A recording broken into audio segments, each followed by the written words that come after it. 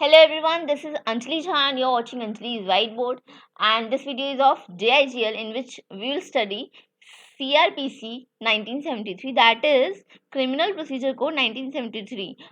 73 हो गया, no worries. अच्छा, तो इससे पहले कौन सी वीडियो थी? कॉन्स्टिट्यूशन ऑफ इंडिया की वीडियो अपलोड हुई थी, आई थिंक थ्री वीडियोस थी। हाँ, प्लेलिस्ट बनी हुई है उसकी। उसमें हमने फंडामेंटल राइट्स वगैरह जो जो इम्पोर्टेंट और ट्रिकी कॉन्सेप्ट है वो किए थे। जो लेस ट्रिकी कॉन्सेप्ट हैं मैं अभी उनको नहीं पिक कर रही हूँ, क्योंकि थोड़ा उसमें फिर नोट्स वगैरह बना के ही फिर चीज़ें होती हैं। मतलब मेरे को नोट्स अपलोड करने से मेरा बहुत टाइम उसमें जा रहा है, हैंड रिटन नोट्स में तो बहुत टाइम जा रहा है। तो मैंने सोचा कि अभी सीआरपीसी को ही ले लेते हैं, न्यू चैप्टर पे जंप करते हैं, क्योंकि वहाँ तो सारे इंपॉर्टेंट टॉपिक्स हो ही चुके हैं। बट ऐसा नहीं है कि फिर जो टॉपिक्स रह गए हैं वो नहीं आएंगे, ऑब्वियसली आएंगे। बट एक बार नई वीडियो से स्टार्ट करते हैं ना, नए चैप्टर से स्टार्ट करते हैं, तो थोड़ा एकदम एक बूस्ट मिलेगा सब्जेक्ट को भी। तो इस वीडियो में आते हैं हम डायरेक्ट। और जैसे ही मैं वीडियो बनाना स्टार्ट करती हूँ, गाड़ियाँ अपने आप पता नहीं कैसे चलने लगती हैं। कोई नहीं, स्टार्ट करते हैं चैप्टर। तो चैप्टर की स्टार्टिंग कुछ इस प्रकार होती है। हम कोई भी लॉ पढ़ते हैं या कोई भी एक्ट पढ़ते हैं, तो उसकी जो स्टार्टिंग होती है वो उसके स्कोप से होती है। और स्कोप का मतलब होता है कि उसकी वो कहाँ तक एक्सटेंड होता है, उसका एनफोर्समेंट कब हुआ। एक्सटेंड माने उसकी एप्लीकेबिलिटी कहाँ तक है, एप्लीकेबिलिटी। ठीक है, तो ये दो चीजें हमें देखनी है। तो हमने वैसे भी बहुत सारे लॉज ऐसे पढ़े हैं जो कि बोलते हैं it extends to whole of India except Jammu and Kashmir, except Jammu and Kashmir. कुछ अब कुछ ऐसी अमेंडमेंट्स हो रहे हैं उनको छोड़ के। यार ये स्पेलिंग को क्या हो रहा है, ये क्या लिखा है मैंने? एनफोर्समेंट, हाँ जी। तो ये जो सीआरपीसी है ये भी ऐसे ही है, it extends to whole of India except Jammu and Kashmir. ठीक है, तो यहाँ पे मैं सिर्फ एक्सेप्ट की बात लिखूं तो वह है जम्मू एंड कश्मीर को छोड़ के पूरे भारतवर्ष में, भारतवर्ष या भारत देश, पूरे भारत देश में एक्सटेंड होता है। एनफोर्समेंट क्या है इसकी, कब आया, कब से एनफोर्स हुआ है? 1 अप्रैल 1974 से। फाइन है जी। उसके बाद है सीआरपीसी जो लॉ है, ये क्या है? प्रोसीजरल लॉ है। जैसे कि हम अगर फुल फॉर्म भी पढ़ें तो हमें फुल फॉर्म में भी दे रखा है कि क्रिमिनल प्रोसीजर कोड, यानी कि किस तरीके से, मतलब ये मान के चलो ना, कोई बंदा है जिसके ऊपर कोई इल्जाम लगाया गया है, किसने ये किया, फलाना ढिमकाना कुछ किया है इसने, और किसी बंद मतलब कि जो अग्रीव्ड पार्टी है उसने लगाया, वो अग्रीव्ड है कि नहीं, वो हमें बिल्कुल ही वो प्रोसीजर्स को फॉलो करके। अब कभी कभार होता है ना, कोई इनोसेंट पे भी इल्जाम लगा दिया जाता है, फिर मतलब कि बहुत सारी केसेस हैं ऐसे जहाँ पे इनोसेंट होते हैं, फिर भी उन पे ऐसे इतने स्ट्रॉन्ग पॉइंट्स होते हैं जिनको कोई भी इग्नोर नहीं कर सकता। मतलब पहले पॉइंट पे ये लगता है कि हाँ बंदा ये इसने क्राइम किया ही होगा, बट वो कुछ कुछ ऐसे प्रोसीजर्स होते हैं, प्रोसीजर से ही ना कोई बंदा फाइनल उसकी वर्डिक्ट दी जाती है कि भाई इसने वो गलत वो काम किया है या नहीं किया है। ठीक है, तो अब उसको क्रिमिनल कैसे बनाया जाएगा या उसको इनोसेंट कैसे प्रूव किया जाएगा, ये सीआरपीसी उसकी बात करता है। तो ये प्रोसीजर बताता है कि आप किसी भी व्यक्ति को, या तो वो क्रिमिनल होगा या वो इनोसेंट होगा। ठीक है, तो आप उसको गिल्टी कैसे प्रूव करोगे या उसको इनोसेंट कैसे प्रूव करोगे, उनके प्रोसीजर्स क्या क्या है। ठीक है, तो वो हमें देखना है। हम सीआरपीसी के साथ साथ हम आईपीसी पढ़ते हैं, बट यहाँ पे हम सिर्फ सीआरपीसी देखेंगे। मतलब सीआरपीसी पढ़ के आईपीसी पढ़ा जाता है, क्योंकि सीआरपीसी क्या है, प्रोसीजर की बात करता है, और आईपीसी क्या है, पनिशमेंट्स की बात करता है। ठीक है, कि मतलब आपने ये किया है तो आपको क्या पनिशमेंट मिलेगी, वो किया है तो क्या पनिशमेंट मिलेगी। तो ये हो गया अपना सब्सटेंटिव, यानी कि फाइनल। मतलब कि अब जब आप फंसे हो ना, तो फंसने के बाद आप कैसे फंसोगे वो बताया जाएगा आपको, आपको क्या क्या फंसने के बाद प्राइजेस मिलेंगे वो आपको बताया जाता है आईपीसी में। हाँ जी। तो फिर यहाँ पे हम अब मतलब कि अब हमें इसमें क्या पढ़ना है, हमें प्रोसीजर के बारे में पता है, और पढ़ता है नहीं पढ़ना है। ठीक है, प्रोसीजरल लॉ हमने पढ़ना है यहाँ पे सीआरपीसी में, तो पढ़ते हैं। प्रोसीजरल में क्या क्या पॉइंट्स आएंगे, तो पहला पॉइंट जो आएगा वो है कि आपको पता तो होना चाहिए कि कोई चीज किसी को क्रिमिनल प्रूफ करने के लिए पहला पॉइंट क्या है कि उसने ऑफेंस किया है कि नहीं किया। तो ऑफेंस, और ऑफेंस क्या है वो भी पता होना चाहिए। ऐसे तो सबको सब पता है, फिर भी ऑफेंस क्या है हमें लॉ की नज़र से देखना है। ऐसे ही नहीं, हमें नॉर्मल लेमैन की नज़र से नहीं देखना, हमें लॉ की नज़र से देखना है। ऐसे तो नॉर्मल बंदा आते जाते किसी को भी इंस्टाग्राम पोस्ट से बोल देता है ना, हाँ भाई इसने क्राइम किया हुआ है, वो तो बाद में चीज़ें पता चलती हैं। ठीक है, तो वो पहला पॉइंट क्या होगा, ऑफेंस क्या, और ऑफेंस का मेन इंग्रेडिएंट क्या है, मतलब ऑफेंस में नमक क्या है, इसमें नमक है मेंस रिया, आदमी की रिया। ठीक है, और रिया से हम सब बहुत वाकिफ हैं अपने अपने नजरिए के हिसाब से। तो मेंस रिया का मतलब क्या है कि किसी भी बंदे ने अगर कोई क्राइम किया है तो वो क्राइम कब होगा, जब वो गिल्टी माइंड के साथ किया होगा। अब कोई, मतलब कि अगर गिल्टी माइंड की बात करूं तो ऐसा तो नहीं बोल सकते ना कि रोड पे मैं जा रहा था, मेरा मन किया, मेरे हाथ में चाकू था और मेरा मन किया मेरे को देकर मारना सामने वाले को, मतलब ऐसा नहीं था मेरे को उससे कोई बदला लेना है या कुछ, बस ऐसी चुल मची थी। ऐसे तो कोई नहीं करता ना, मतलब कोई ना कोई पर्पस होता है। और गिल्टी माइंड में क्या क्या चीज़ें आती है कि आपने जिस चीज़ से उसको मारा है वो चीज़ भी आपके साथ, मतलब कि हर चीज़ की एक प्लानिंग होती है। जब आप कोई अच्छा काम कर रहे हो तब भी प्लानिंग होती है, कोई बुरा काम कर रहे हो तो भी प्लानिंग होती है।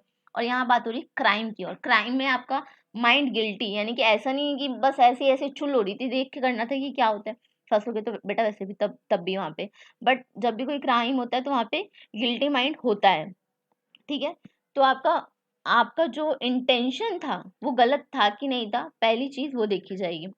तो ऑफेंस का मेन इंग्रेडिएंट यानी उसमें नमक मसाला जो है वो है मेंस रिया, आदमी की रिया, यानी कि इंटेंशन आपका क्या था, आपने किस इंटेंशन से वो चीज की।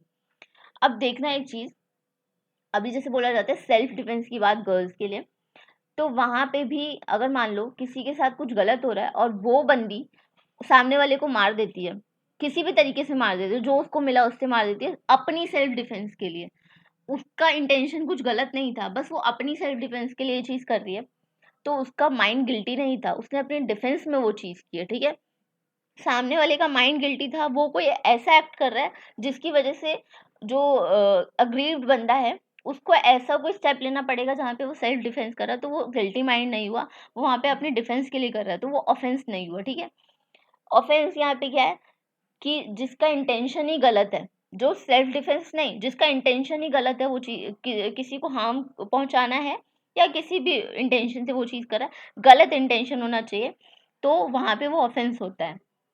I think I am clear with my words. अब हम ये ऑफेंस वाली को इतना ज़्यादा नहीं खींचते, बट ऑफेंस डेफिनेशन सेक्शन होता है सेक्शन 2, तो ऑफेंस आता है सब सेक्शन 9 में। ठीक है, ओके, उसमें हमने मेंस भी देख लिया क्या होता है। Mens that means guilty mind, या फिर where your intentions are wrong, intentions are wrong. हाँ,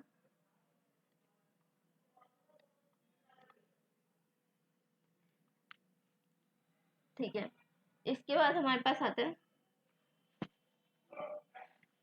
अच्छा, अब हमें देखना है ऑफेंस कितने टाइप के होते हैं। पहले दो देखने हैं, ऑफेंस के पहले दो टाइप। ऑफेंस वैसे होते हैं 4 टाइप के। चार, चार कैसे, देखते हैं। पहला है बेलेबल, तो बेलेबल का ऑपोजिट क्या होगा, नॉन बेलेबल। दो टाइप ये हो गए। दूसरा है कॉग्निजेबल, तो उसका ऑपोजिट क्या होगा, नॉन लगा दो, नॉन कॉग्निजेबल। पहले हमें देखने हैं बेलेबल और नॉन बेलेबल, उसके बाद हम देखेंगे कॉग्निजेबल और नॉन कॉग्निजेबल किन्हें कहा जाता है। आ जाओ बेलेबल पे। बेलेबल ऑफेंस से हमें क्या समझ में आ रहा है, जिसमें आपको बेल मिल सकती है। ठीक है, इसमें कोई ट्रिकी वर्ड नहीं है। मॉड्यूल के अकॉर्डिंग, एक मिनट, मॉड्यूल के अकॉर्डिंग क्या बोला है डेफिनेशन में कि any offence which is shown as bailable in the first schedule of CrPC, schedule बोलो या स्केड्यूल बोलो, both are correct in my way. ठीक है, तो फर्स्ट शेड्यूल में जो सीआरपीसी के फर्स्ट शेड्यूल में बताया गया है, तो वो क्या है, बेलेबल ऑफेंस है। तो क्या हमें शेड्यूल 1 देखने की ज़रूरत है, ना हमारे मॉड्यूल में इतना उसको एलिब्रेट किया गया है, ना हमें उसको इतना गौर से देखने की ज़रूरत है कि भैया शेड्यूल 1 कहता क्या है। ठीक है, बस इतना याद रखना फॉर प्रेजेंटेशन पर्पस कि बेलेबल ऑफेंस क्या है, shown as bailable in the first schedule of CrPC, okay, और made bailable by any other law for the time being in force, मतलब कि उस टाइम के लिए किसी भी टाइम पर, टाइम पीरियड पे उस ऑफेंस को बेलेबल ऑफेंस कह दिया जाए इन एनी लॉ, मतलब लॉ के थ्रू, ठीक है।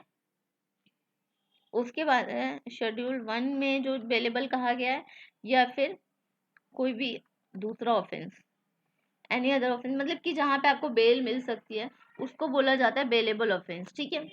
नॉन बेलेबल ऑफेंस क्या होगा, ऑब्वियसली नॉन बेलेबल, अरे बेलेबल में अगर बेल मिल सकती है तो नॉन बेलेबल क्या होगा, जहाँ पे आपको बेल नहीं मिल सकती, और जहाँ आपको बेल ऐसी कौन सी जगह नहीं मिल सकती, जहाँ पे आपने थोड़ा सीरियस काम कर दिया हो, ठीक है। तो अगर डिफ्रेंसिएशन आपसे पूछा जाए कि बेलेबल और नॉन बेलेबल, कुछ तो डिफरेंस होगा ना, जो बड़ा की पॉइंट डिफरेंस होगा, तो क्या होगा भैया, बेलेबल ऑफेंस वो होते हैं जिनको सीआरपीसी के शेड्यूल 1 में कहा गया है कि ये बेलेबल ऑफेंस है। नॉन बेलेबल ऑफेंस वो होता है जिनको नहीं कहा गया है, कि सीआरपीसी में उनके बारे में जिक्र ही नहीं किया गया, ठीक है। बेलेबल ऑफेंस ऑब्वियसली अगर कोई ऑफेंस बेलेबल है, वहां पे आपको बेल मिल सकती है, तो वो क्या होगा, जनरली वो होगा कि ऑफेंस लेस सीरियस होगा, ठीक है। और वो नॉन कॉग्निजेबल होता है in nature, cognizable non cognizable अभी हमने देखना है, बस इसका एक पॉइंट याद रख लो कि ये इन नेचर नॉन कॉग्निजेबल होता है, फाइन। इसके बाद है बेलेबल ऑफेंस जो होते हैं पनिशेबल होते हैं, प्लस आपको इम्प्रिजनमेंट हो सकती है, बट 3 years या फिर फाइन ओनली, ठीक है। 3 साल तक की, या 3 साल से कम, या फिर फाइन आपको हो सकता है, ठीक है। उसके बाद पॉइंट क्या है, आपको जो पुलिस अरेस्ट करेगी ना, वो आपको पुलिस अरेस्ट कर सकती है तब जब उनके पास अरेस्ट वारंट होगा, विदाउट अरेस्ट वारंट वो आपको अरेस्ट नहीं कर सकते। अब कैसे हो सकते हैं बेलेबल ऑफेंस, अरे मान लो कहीं पे डाउरी सिस्टम अभी तक फॉलो किया जा रहा है, उन्होंने केस कर दिया, या फिर ब्राइबरी, रिश्वतखोरी, ठीक है, या फिर जैसे दंगे फसाद करना, राइट्स हो रहे हैं तो उन, मतलब कि ऐसे भड़काऊ हरकतें करना जिनकी वजह से ऐसे दंगे हो, ठीक है, बहुत कॉमन है दिल्ली में। तो इनको क्या कहा जाता है, इन ये कैसे ऑफेंस है, बेलेबल ऑफेंस है, हमने देखा भी है, ठीक है। तो ये बेलेबल ऑफेंस हो गए। नॉन बेलेबल ऑफेंस क्या होते हैं, जो कि जिनको फर्स्ट शेड्यूल में नहीं बताया, जो कि अगर ये कॉग्निजेबल है, सॉरी यहाँ पे अगर बेलेबल नॉन कॉग्निजेबल है तो ऑब्वियसली ये कॉग्निजेबल होगा, और कॉग्निजेबल क्या है, नॉन कॉग्निजेबल क्या है, सर के ऊपर से जा रहा है, नहीं पता क्या है, ठीक है। यहाँ पे आपको पनिशमेंट, अगर हम पनिशमेंट की बात करें तो यहाँ पे आपको डेथ पेनल्टी भी दी जा सकती है, या फिर लाइफ इम्प्रिजमेंट भी, यानी कि उम्र कैद भी हो सकता है, जो कि 3 साल, मतलब या 3 साल से ज़्यादा की पनिशमेंट भी हो सकती है, ठीक है। इम्प्रिजनमेंट की भी बात करें तो आपको बिना वारंट के अरेस्ट कर लिया जाएगा, क्योंकि आपने जो काम किया है वो वारंट लेने के इंतज़ार करने वाला नहीं होगा, जैसे कि मर्डर, मार के भागे हो किसी को और फिर किसी और को मारने जा सकते हो, मतलब इतना इतना भारी भयंकर काम किया है तो आपके लिए वारंट का इंतजार नहीं करेंगे, आपको बिना वारंट के भी अरेस्ट कर लेंगे, ठीक है। इसके बाद हम आते हैं अपने कॉग्निजेबल और नॉन कॉग्निजेबल ऑफेंस पे। कॉग्निजेबल ऑफेंस क्या होते हैं, एक मिनट, थोड़ा इधर चलते हैं। कॉग्निजेबल ऑफेंस होते हैं जिनमें पुलिस आपको,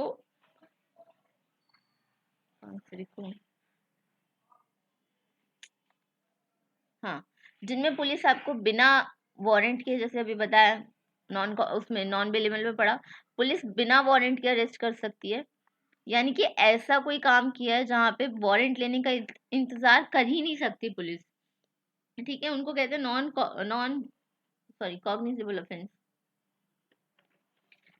उसके बाद कॉग्निजेबल ऑफेंस, जैसे कि इसमें भी जो डेफिनेशन आती है वो उसी की तरह है कि an offence of a case in which a police officer में in according with first schedule और अंडर किसी भी मतलब कि पहला शेड्यूल सीआरपीसी का या फिर किसी भी लॉ के अकॉर्डिंग आपको बिना वारंट के अरेस्ट कर सकती है। कॉग्निजेबल ऑफेंस सीरियस ऑफेंस होता है। एक मिनट उल्टा ही हो गया शायद।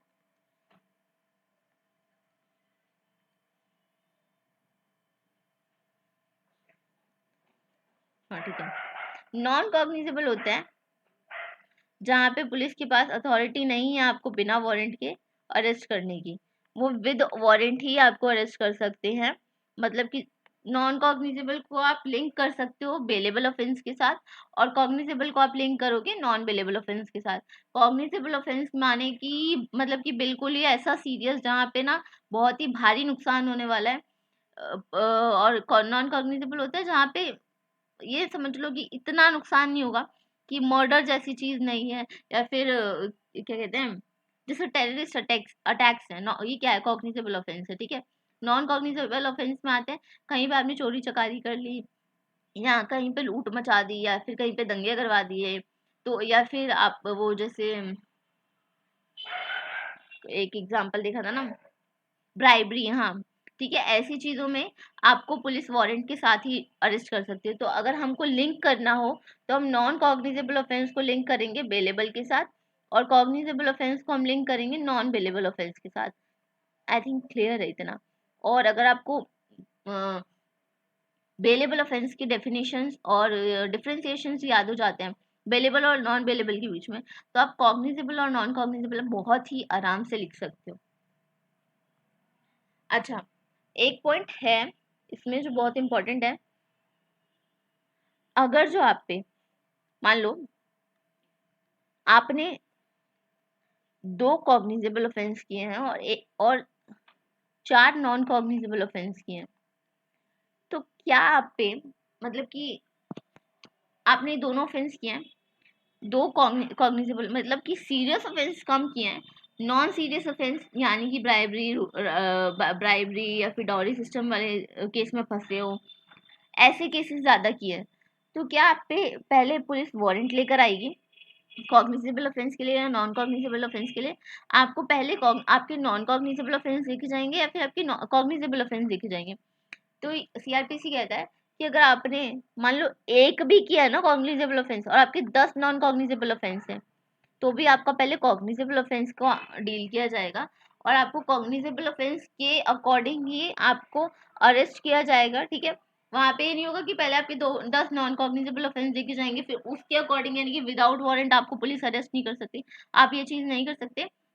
आपको कॉग्निजेबल ऑफेंस आपने एक कर दिया तो आपको पुलिस बिना वारंट अरेस्ट कर सकती है और पहले आपके कॉग्निजेबल ऑफेंस देखे जाएंगे साथ साथ आपके नॉन कॉग्निजेबल ऑफेंस भी डील किए जाएंगे।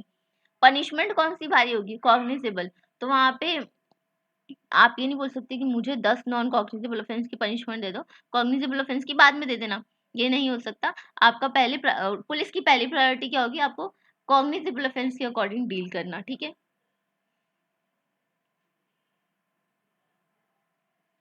अच्छा, अब कौन सा टॉपिक है? इसके बाद है कंप्लेंट। तो भैया कंप्लेंट किसको कहते हैं? कंप्लेंट माने कंप्लेंट का मतलब भी पढ़ना पड़ेगा क्या? तो कंप्लेंट होता है, कंप्लेंट में 4 इंपॉर्टेंट चीजें होनी जरूरी हैं। वो क्या है? वो है, लिखते हैं,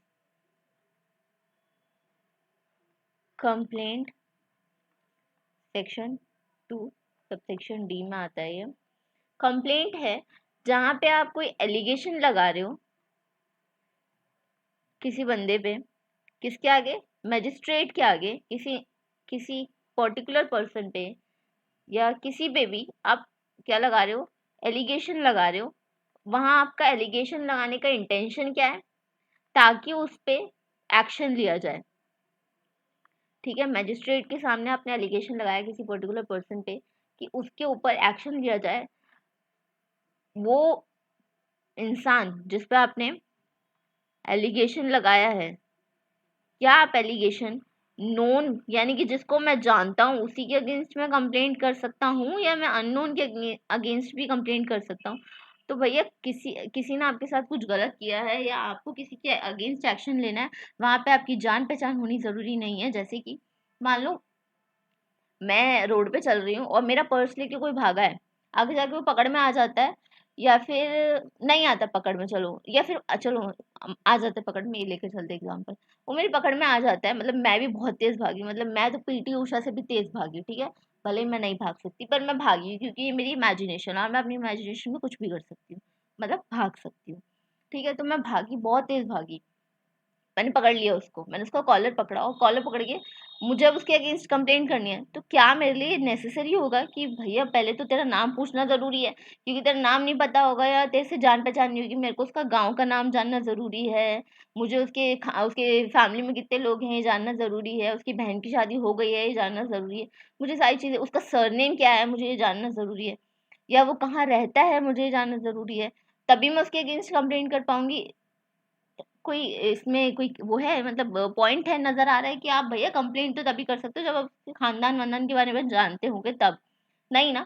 तो जिसके अगेंस्ट आप कंप्लेंट कर रहे हो वो आपकी नोन में भी हो सकता है, यानी कि पड़ोस जी के शर्मा जी के बेटे ने पिटवा दिया पापा से क्योंकि उसके मार्क्स ज्यादा आए थे मेरे कम आए थे, मुझे उसके अगेंस्ट कंप्लेंट करना है, वो मेरी नोन में है तभी कर सकती हूँ।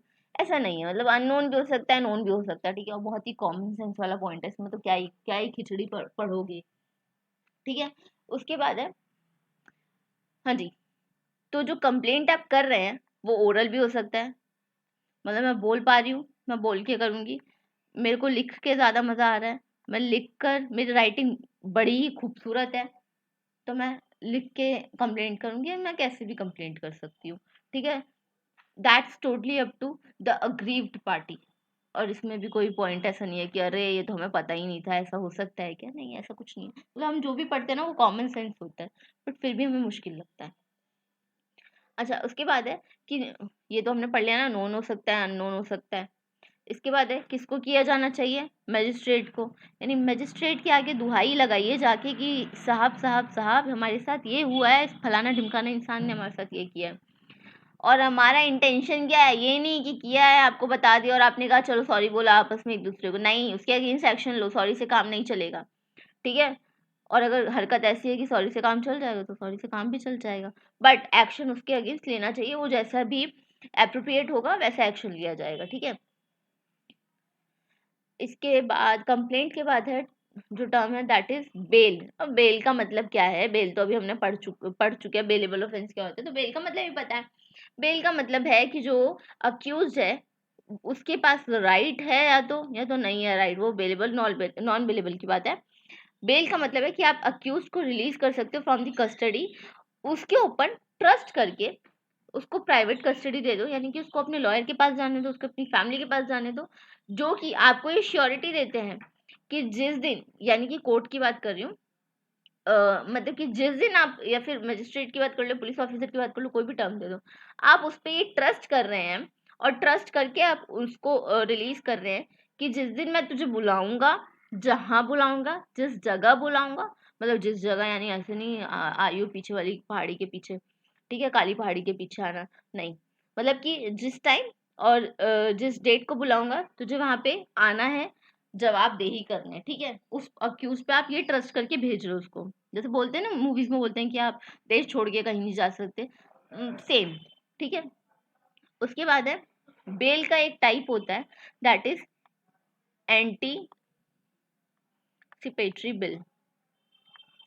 ये एंटीसिपेटरी बेल क्या होता है, ये ऐसा बिल है जहाँ पे ना आपको ऐसा लग रहा है कि ये जो कांड मैंने किया है ना, कांड बोल रही हूँ, ये जो कांड मैंने किया है, ये जो काम मैंने किया है, ये मतलब भाई इतना घातक काम है ना कि मुझे नहीं लगता कि मुझे इसके अगेंस्ट में मेरे को राइट दिया जाएगा बेल का। ठीक है, तो मैं क्या करूँगी, मतलब मैंने ना, मतलब किसी को ऐसा मारा है ना, इतना बुरा मारा है कि जो पुलिस ऑफिसर्स हैं वो भी डर जाए, वो कहे नहीं नहीं नहीं इसको बेल नहीं दे सकते, इसको तो बेल किसी हालत में नहीं देना। ठीक है, मुझे ऐसा डर है अपने दिमाग में, मुझे ऐसा लग रहा है। ठीक है, और मान लो मारा मारा मैंने मच्छर है, लेकिन मेरी इमेजिनेशन में मच्छर को मारना भी बहुत बुरा जुर्म है। ठीक है, और इतनी बेरहमी से मारा है कि अब मेरे को लग रहा है कि मुझे तो बेल नहीं मिलने वाली, मेरे पैरेलल यूनिवर्स में मच्छर को मारने पे आपको बेल नहीं मिल सकती, ठीक है। तो मैं क्या करूँगी, मैं एंटिसिपेटरी बेल ले लूँगी। किस तरीके से? एंटिसिपेटरी बेल आपको कौन दे सकता है? हाई कोर्ट दे सकता है, या फिर हाई कोर्ट दे सकता है, या फिर कौन दे सकता है, या फिर कोर्ट ऑफ सेशन दे सकता है, ठीक है। आप दुहाई लगाएंगे या तो हाई कोर्ट के आगे या फिर कोर्ट ऑफ सेशन के आगे कि भैया मुझे ना एंटिसिपेटरी बेल दे दो, बेल दे दो, बिल बिल बिल सुनाई दे रहा होगा, बेल दे दो, ठीक है। लेकिन ऐसा नहीं है कि आपने क्राइम कर दिया है, सीरियस क्राइम किया है, लेकिन आपको अपनी मतलब कि अपनी उसके लिए कि आपको प्राइवेट कस्टडी मिल जाए इसके लिए आप एंटिसिपेटरी बेल ले लो, लेकिन आपने जिसको तकलीफ पहुंचाई है, अगर आप ऐसे एंटिसिपेटरी बेल लेते हो और सामने जो तकलीफ जिसको पहुंचाई है आपने उसके लिए, तो फिर ये अनफेयर हो जाएगा ना। तो वहां पे क्या होता है कि हाई कोर्ट या कोर्ट ऑफ सेशन आपको ऐसे ही नहीं बेल दे देता, ऐसे तो फिर एंटिसिपेटरी बेल हर कोई लेके घूमता ना, आपको ऐसे ही बेल नहीं दे देता एंटिसिपेटरी बेल। आपको क्या है, वहां पे आपको आपने यानी कि जिसपे वो क्या बोलते हैं, जिसके अगेंस्ट केस होगा उसको, और जिसने केस उसके अगेंस्ट किया है यानी कि जो अग्रीव पार्टी है वो उनको बुलाया जाएगा, उनके आगे ये पॉइंट रखा जाएगा कि भैया इनको अग्री एंटिसिपेटरी बेल चाहिए, क्या आप अपने पॉइंट्स रख सकते हो जिन पे अगर हमें वैलिड लगता है तो हम इनको नहीं देंगे, और अगर आपके पॉइंट से हम सहमत नहीं हुए तो हम इनको एंटिसिपेटरी बेल दे देंगे, ठीक है। तो ऐसे होता है, ऐसे नहीं कि हलवा है जिसको लेना है ले लो, ठीक है, वो चीज़ नहीं है। और ये एंटिसिपेटरी बेल किसको मिलता है? जिसको अभी तक अरेस्ट नहीं किया गया बट उसको ना डर लग रहा है, उसको सपने में आ रहा है कि मुझे पुलिस अरेस्ट करके ले जाएगी, मतलब बहुत बहुत बुरी तरीके से वो डरा पड़ा है बंदा, तो वो एंटिसिपेटरी बेल ले सकता है हाई कोर्ट से या फिर कोर्ट ऑफ सेशन से। बट पॉइंट्स हैं उनके, एक्सेप्शन नहीं है, कंडीशंस है कि वहाँ पे दोनों पार्टीज को खड़ा किया जाएगा, और अगर कोर्ट को ऐसा लगता है या फिर कोर्ट ऑफ हाई कोर्ट को ऐसा लगता है कि हाँ ठीक है पॉइंट्स इनके हमें वैलिड लगे हैं, इस बंदे को एंटिसिपेटरी बेल नहीं देना चाहिए, तो नहीं भी देंगे। और अगर वो उसे उन्हें जस्टिफिकेशन उनको ऐसी नहीं मिलती सही सही, तो फिर वहां पे वो दे देंगे उनको anticipatory bell. I think point एकदम क्लियर है। इसके बाद आता है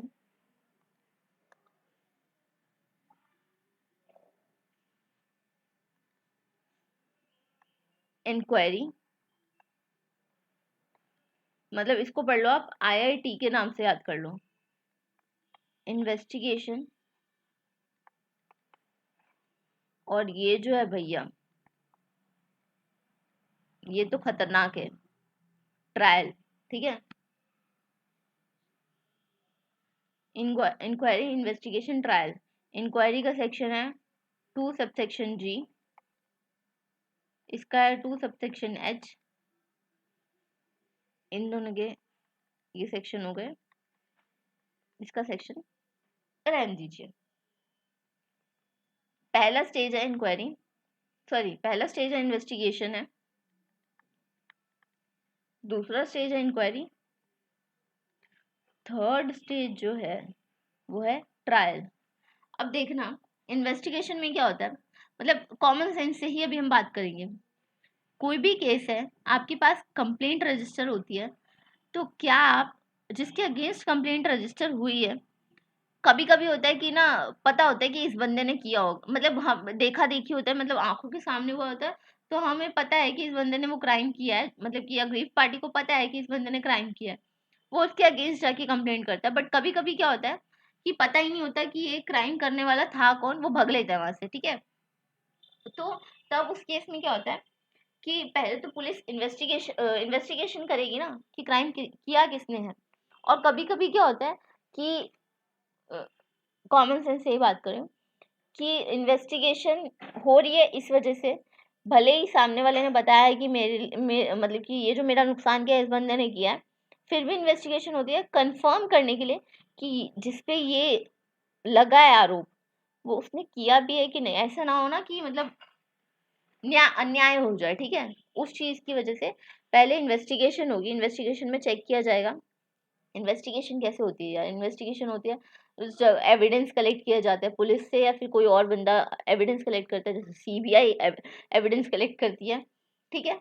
और वो अदर पर्सन ऐसा होना चाहिए जिसको मैजिस्ट्रेट ने ऑथराइज किया हो, या फिर पुलिस। इन दोनों में से कोई भी बंदा इन्वेस्टिगेशन कर सकता है।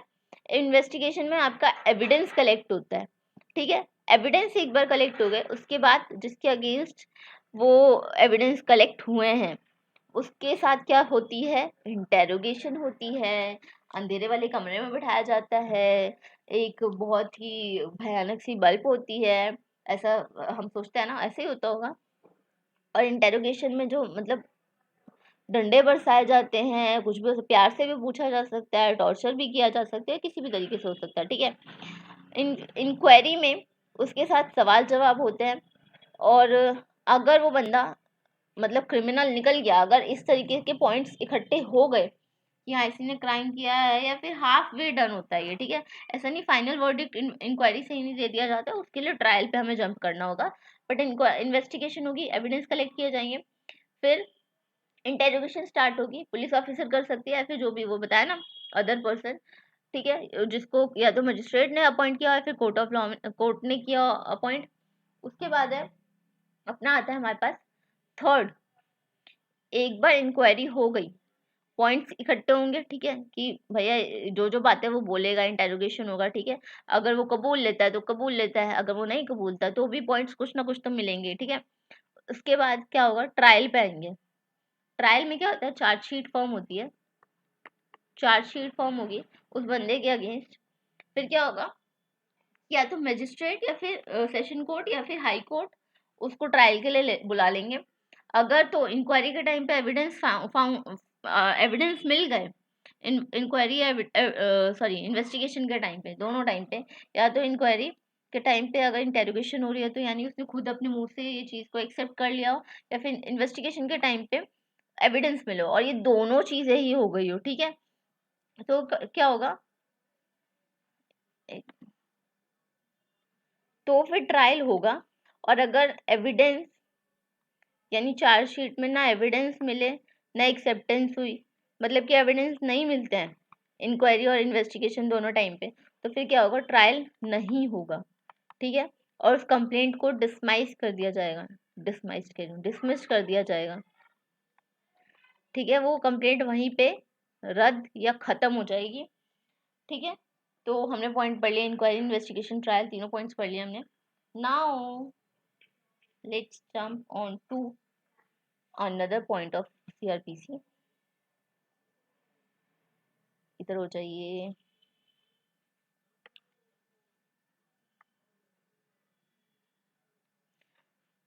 हाँ जी, अब आते हैं अगले पॉइंट पे, जो कि है समन केसेस और वारंट केसेस।